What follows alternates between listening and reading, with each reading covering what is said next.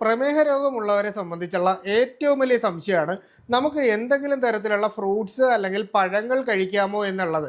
വീട്ടിൽ ഏതെങ്കിലും ഇഷ്ടപ്പെട്ട് ഒരു പഴവർഗ്ഗം അല്ലെങ്കിൽ എന്തെങ്കിലും നമ്മളൊന്ന് എടുത്തു കഴിഞ്ഞാൽ ഉടൻ തന്നെ വീട്ടിലുള്ളവർ പറയും ഷുഗർ കൂടും, ഈ സാധനം എടുത്ത് കഴിക്കരുത് എന്ന് പറയുന്നതായിരിക്കും നമുക്ക് എല്ലാവർക്കും കേട്ട് ശീലമായിട്ടുള്ളത്. പക്ഷേ ഇന്ന് ഞാൻ നിങ്ങളോട് പറയുന്നത് പ്രമേഹ രോഗികൾക്ക് വിശ്വസിച്ച് കഴിക്കാൻ പറ്റുന്ന 5 തരം പഴവർഗ്ഗങ്ങളെ പറ്റിയിട്ടാണ് പറയുന്നത്. നിങ്ങൾക്ക് തീർച്ചയായിട്ടും പതിവായിട്ട് ഈ പഴങ്ങൾ കഴിക്കുന്നത് കൊണ്ട് നിങ്ങളുടെ ശരീരത്തിലെ ബ്ലഡ് ഷുഗർ കൂടാനൊന്നും പോകുന്നില്ല. അപ്പോൾ ആ രീതിയിൽ നമുക്ക് എങ്ങനെയാണ് പഴങ്ങൾ കഴിക്കേണ്ടതെന്നും അതുപോലെ തന്നെ പഴങ്ങൾ കഴിക്കാൻ പാടില്ലാത്തവ ഏതൊക്കെയാണ് തുടങ്ങിയിട്ടുള്ള കാര്യങ്ങളൊക്കെ ഇന്ന് പറയുന്നുണ്ട്.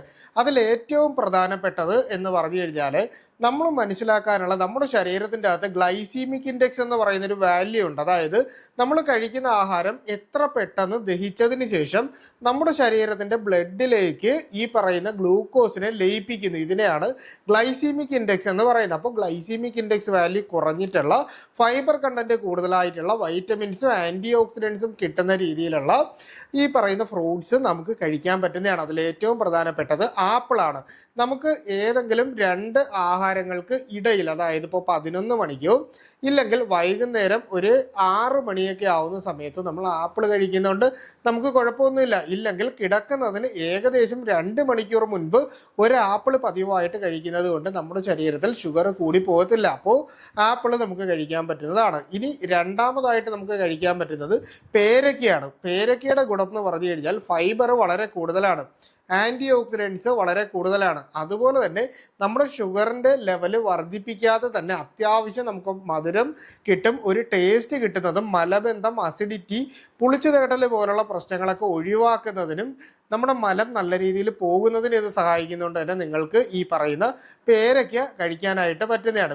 പിന്നീട് നമുക്ക് കിട്ടുന്ന ഞാവൽപ്പഴം ഉണ്ടല്ലോ, അപ്പോൾ ഈ ഞാവൽപ്പഴം ഞാറയ്ക്ക എന്ന് പറയും, നമ്മൾ റോഡിലൊക്കെ സൈഡിൽ വെക്കും, ഇന്ത്യൻ ജാമൂൺ എന്ന് പറയും. അപ്പോൾ ഈ പറയുന്ന ജാമൂൺ ഫ്രൂട്ട് അല്ലെങ്കിൽ ഞാവൽപ്പഴം നമുക്ക് കഴിക്കാം. ഡെയിലി ഒരു 3-4 ഞാവൽപ്പഴം നമുക്കൊരു സീസൺ സമയത്ത് നമ്മൾ പതിവായിട്ട് കഴിച്ചു കഴിഞ്ഞാൽ നമ്മുടെ ശരീരത്തിൻ്റെ അകത്ത് ഗ്ലൈസീമിക് ഇൻഡെക്സ് ഒന്നും ഉയരാനായിട്ട് പോകുന്നില്ല. അപ്പോൾ മൂന്നാമതായിട്ട് ഇത് കഴിക്കാം. നാലാമതായിട്ട് സ്ട്രോബെറി നമുക്ക് കഴിക്കാൻ പറ്റുന്നതാണ്. സ്ട്രോബെറി 2, 3, 4 വരെ സ്ട്രോബെറി നമ്മൾ ഒരു ദിവസം കട്ട് ചെയ്തിട്ട് നമ്മൾ ഇൻ ബിറ്റ്വീൻ 2 മീൽസിനിടയിൽ കഴിക്കുകയാണെങ്കിൽ നമ്മുടെ ശരീരത്തിൽ പ്രമേഹം അത്ര പെട്ടെന്ന് കൂടാനൊന്നും പോകുന്നില്ല. അപ്പോൾ ആ പറയുന്ന രീതിയിൽ നമുക്ക് കഴിക്കാൻ പറ്റും. ഇനി പ്രമേഹത്തെ നിയന്ത്രിക്കാൻ പറ്റുന്ന രീതിയിൽ കഴിക്കാൻ പറ്റുന്നൊരു ഫ്രൂട്ടാണ് നെല്ലിക്ക. അപ്പോൾ നെല്ലിക്ക നമ്മൾ പതിവായിട്ട് രാവിലെ ഒരെണ്ണം ചവച്ചരച്ച് കഴിക്കുന്നത്, ഇപ്പോൾ ഒരു ചെറിയ പീസും മഞ്ഞളും കൂടി വെച്ച് ഞാൻ നേരത്തെ അതിനെപ്പറ്റി വീഡിയോയിൽ പറഞ്ഞിട്ടുണ്ട്. അപ്പോൾ ആ ഒരു രീതിയിലാണ് നമ്മൾ കഴിക്കുന്നതെന്നുണ്ടെങ്കിൽ നമുക്ക് നല്ല രീതിയിൽ പ്രമേഹത്തെ വെറും വയറ്റിൽ കഴിച്ചു കഴിഞ്ഞാൽ നെല്ലിക്ക കഴിച്ചാൽ നമുക്ക് കുറയ്ക്കാനായിട്ട് പറ്റും. നിശാഗതകാതി കഷായം എന്ന് പറഞ്ഞ് പ്രമേഹം കുറയ്ക്കാനുള്ള ഒരു കഷായത്തിൻ്റെ ഏറ്റവും പ്രധാനപ്പെട്ട ഇൻഗ്രീഡിയൻറ്റും ഈ പറയുന്ന നെല്ലിക്കയാണ്. അപ്പോൾ നെല്ലിക്ക നമുക്ക് വിശ്വസിച്ച് കഴിക്കാൻ പറ്റുന്നതാണ്. ഇനി നമുക്ക് കഴിക്കാൻ പറ്റുന്ന പോമിഗ്രാനൈറ്റ് ആണ്, അതായത് മാതളം. മാതളത്തിൻ്റെ ഗുണം ഫൈബർ നന്നായിട്ടുണ്ട്, ആൻറ്റി ഓക്സിഡൻസ് ഉണ്ട്, വയറ് സംബന്ധമായ പ്രശ്നങ്ങൾക്ക് വളരെ നല്ലതാണ്. അതുപോലെ തന്നെ ശരീരത്തിൽ രക്തത്തിൻ്റെ അളവ് വർദ്ധിപ്പിക്കാനും അനീമിയ പോലുള്ള പ്രശ്നങ്ങൾ കുറയ്ക്കാനും സഹായിക്കുന്ന ഈ പറയുന്ന പോമിഗ്രാനൈറ്റ് അല്ലെങ്കിൽ മാതളം ഒരു മീഡിയം സൈസിലുള്ളത് നമുക്ക് ഒരു ദിവസം കഴിക്കുന്നത് കൊണ്ട് പ്രശ്നങ്ങളൊന്നുമില്ല. അപ്പോൾ ആ രീതിയിൽ മാതളം നമുക്ക് കഴിക്കാം. പപ്പായയാണ് 6ാമതായിട്ട് വരുന്നത്. പപ്പായ എല്ലാവർക്കും അറിയാവുന്നത് കൊണ്ടാണ് ഞാൻ ആദ്യം തന്നെ പറയാത്ത കാര്യം. പപ്പായ നമ്മുടെ വീട്ടിൽ കിട്ടും. ഇതിനെ നമ്മൾ ഓവറായിട്ട് പഴുക്കാത്ത രീതിയിൽ നമ്മളിതിനെ കഷ്ണമായിട്ട് കണ്ടിച്ച് നമ്മൾ 1 കപ്പ് നമ്മൾ കഴിക്കുകയാണെന്നുണ്ടെങ്കിൽ നമ്മുടെ ശരീരത്തിൻ്റെ അകത്ത് ഈ പറയുന്ന പ്രശ്നങ്ങളൊന്നും വരാനായിട്ട് പറ്റുന്നില്ല. അപ്പോൾ നമ്മൾ ഇന്ന് സംസാരിച്ചത് ഏതൊക്കെ പഴങ്ങൾ കഴിക്കാമെന്നാണ്. എന്നാൽ നമ്മൾ പരമാവധി ഒഴിവാക്കേണ്ട പഴങ്ങളെന്ന് പറയുന്നത് മാങ്ങ, ചക്ക, നമ്മുടെ നാട്ടിൽ കിട്ടുന്ന പഴവർഗ്ഗങ്ങൾ. അതിൽ ചിലർക്കൊരു സംശയം എന്ന് പറഞ്ഞാൽ റോബസ്റ്റ പഴം നമ്മൾ കഴിക്കാമോ എന്ന് ചോദിക്കാറുണ്ട്. റോബസ്റ്റ പഴത്തിൻ്റെ അകത്ത് നല്ല രീതിയിൽ ഈ പറയുന്ന മധുരം അടങ്ങിയിട്ടുള്ളത് കൊണ്ട് തന്നെ റോബസ്റ്റ പഴം കഴിച്ചാൽ നമ്മുടെ ശരീരത്തിൻ്റെ അകത്ത് ഗ്ലൈസീമിക് ഇൻഡെക്സ് പെട്ടെന്ന് ഉയരും.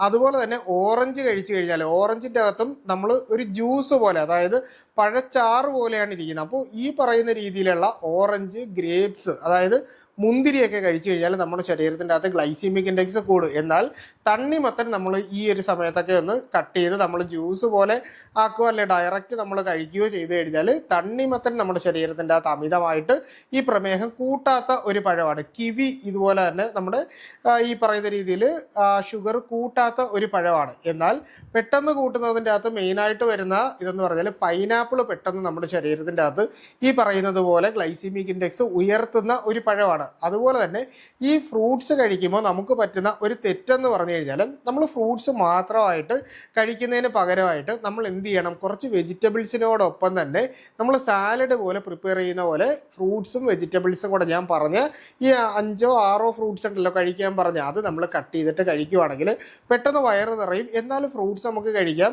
കാർബോഹൈഡ്രേറ്റ് കൂടുതലായിട്ടുള്ള ആഹാരങ്ങളുടെ അളവ് നമുക്ക് കുറയ്ക്കാനും പറ്റും. ഇനി പഴച്ചാറുകൾ, അതായത് നമ്മൾ ജ്യൂസ് ആയിട്ട് ഏത് ഫ്രൂട്ട് കഴിച്ചാലും നമ്മൾ ഒരു ആപ്പിളിന് പകരം നമ്മൾ 3 ആപ്പിൾ അടിച്ച് നമ്മൾ ജ്യൂസ് ആക്കിയാൽ നമുക്ക് കഴിക്കാനായിട്ട് പറ്റും. അത്രയ്ക്കുള്ള നീരല്ലേ നമുക്ക് ഇതിൽ നിന്ന് കിട്ടും. അപ്പോൾ ജ്യൂസുകളുടെ അകത്ത് പഞ്ചസാര ചേർത്തിട്ടോ അല്ലെങ്കിൽ ജ്യൂസ് ആയിട്ട് നമ്മൾ അടിച്ച് കുടിക്കുകയോ ചെയ്തു കഴിഞ്ഞാൽ ഇതിൻ്റെ അകത്ത് കൂടുതലായിട്ടും ഫ്രക്ടോസ് കണ്ടന്റ് കൂടുതലായിട്ട് വരുന്നുണ്ട്. അപ്പോൾ ഈ ഫ്രക്ടോസ് കൂടുതലായിട്ട് നമ്മുടെ ബ്ലഡിലേക്ക് എത്തുകയും പെട്ടെന്ന് ഇതങ്ങ് ദഹിക്കും. അതായത് ഫൈബർ ഒട്ടും കാണത്തില്ല. അപ്പോൾ ആ ഒരു രീതിയിൽ വരുമ്പോഴാണ് നമുക്ക് ഈ പറയുന്ന ഗ്ലൂക്കോസിൻ്റെ ലെവല് അമിതമായിട്ട് ശരീരത്തിൽ കൂടുന്നതും പ്രമേഹ സംബന്ധമായിട്ടുള്ളതും ആയിട്ടുള്ള പലതരത്തിലുള്ള ഡയബറ്റിക് ന്യൂറോപ്പതി, അതുപോലെ തന്നെ നമുക്കുണ്ടാവുന്ന ഡയബറ്റിക് റെറ്റിനോപ്പതി പോലെ കണ്ണിലുണ്ടാവുന്ന രോഗങ്ങൾ. അപ്പോൾ ഇത്തരത്തിലുള്ള പ്രശ്നങ്ങളും തരിപ്പും കാര്യങ്ങളൊക്കെ, കാലിൽ ഡിസ്കളറേഷൻസ് ഉണ്ടാവുന്ന പ്രശ്നങ്ങളൊക്കെ ഉണ്ടാവുന്നത്. അപ്പോൾ നിങ്ങൾ ഈ പറഞ്ഞ കാര്യങ്ങളൊന്ന് മനസ്സിൽ വെച്ചുകൊണ്ട് വേണം നമ്മൾ ഫ്രൂട്ട്സ് കഴിക്കാനുള്ളത്. ഇനി നമുക്കൊരു അത്യാവശ്യ ഘട്ടത്തിൽ നമ്മളൊരു സ്ഥലത്തേക്ക് പോയപ്പോൾ നമുക്ക് ചിലപ്പോൾ ഒന്ന് പായസം കഴിക്കേണ്ടി വന്നു, അല്ലെങ്കിൽ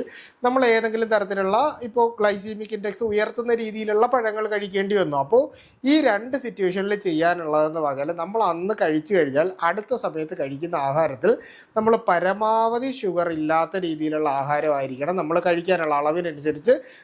വീണ്ടും കഴിക്കുന്ന ആഹാരത്തിൻ്റെ അളവ് ലിമിറ്റ് ചെയ്ത് കഴിയുമ്പോഴേക്കും നമുക്ക് ആ പറയുന്ന പ്രശ്നം നല്ല രീതിയിൽ നമുക്ക് കുറച്ച് നിർത്താനായിട്ട് പറ്റും. ഇനി ഫ്രൂട്ട്സ് കഴിക്കുന്നത് കൊണ്ട് ഈ ഫ്രൂട്ട്സ് കഴിക്കുന്നത് കൊണ്ട് ഒരിക്കലും നമ്മുടെ ഷുഗർ കുറയും. അതുകൊണ്ട് നിങ്ങൾ ഒരിക്കലും മരുന്ന് കഴിക്കേണ്ട എന്നൊരു രീതിയിലല്ല ഞാൻ പറഞ്ഞത്. മരുന്ന് കഴിക്കുന്നതിനോടൊപ്പം തന്നെ നമുക്ക് ഈ പറയുന്ന ഫ്രൂട്ട്സ് എല്ലാം കൂടി ഒരു ദിവസം എടുത്ത് കഴിക്കുകയല്ല, ഈ പറഞ്ഞതിൽ ഓരോ ഫ്രൂട്ട്സും ഓരോരോ ദിവസങ്ങളായിട്ട് നമ്മൾ കഴിച്ചു കഴിഞ്ഞാൽ നമുക്ക് ഈ പറയുന്ന പ്രശ്നം നല്ല രീതിയിൽ കുറച്ച് നിർത്താനും പഴങ്ങൾ അല്ലെങ്കിൽ ഫ്രൂട്ട്സ് നമുക്ക് വളരെ സേഫായിട്ട് പ്രമേഹ രോഗികൾക്ക് കഴിക്കാനും സാധിക്കും. അപ്പോൾ ഈ പറഞ്ഞ രീതിയിൽ നിങ്ങൾ കഴിക്കുക.